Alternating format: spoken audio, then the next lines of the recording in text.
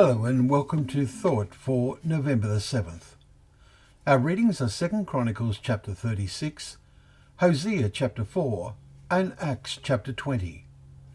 And our thought is, I am innocent. We are now reading in Acts chapter 20, the climax to Paul's travels. He is heading towards his destiny in Jerusalem. He arrives at Miletus and sent to Ephesus and called the elders of the ecclesia to come to him. Verse 17. Among the things he said to them was his declaration in verse 25 that none of them would see his face again, adding the challenging comment to them and to us, "Therefore I testify to you this day that I am innocent of the blood of all, for I did not shrink from declaring to you the whole counsel of God." Verses 26 and 27. This creates for us food for thought and meditation. How much have you and I declared at least a fundamental message to our neighbours, friends and work associates that there is a God who made everything and who will soon punish the world because it has become so totally godless?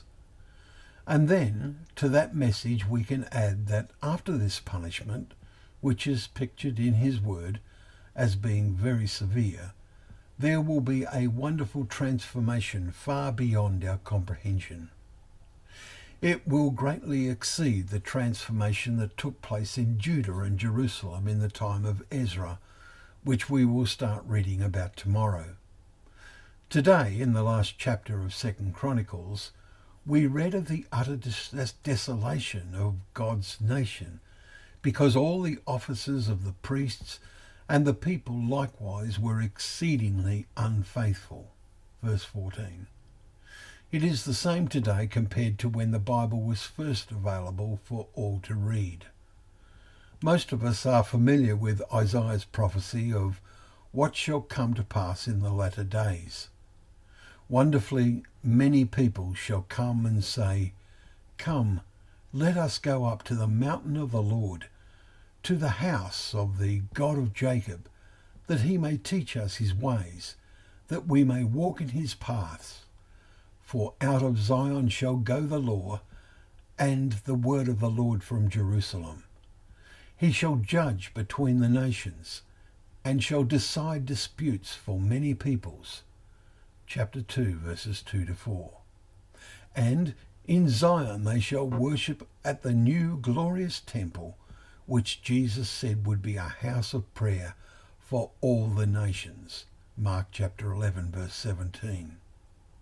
Let us witness to the wonder of our faith in this hope, so that we can say, "I am innocent of the fate of my workmates, neighbours and others of the world I have contact with, because I have not failed to testify to what I believe." Remember the comment Paul made to the Corinthians, "I believed and so I spoke." 2 Corinthians chapter 4 verse 13. Let us do likewise. Well, thank you once again for joining us for Thought for the Day, where together we can open up the pages of God's Word, remembering that it is a lamp to our feet and a light to our path.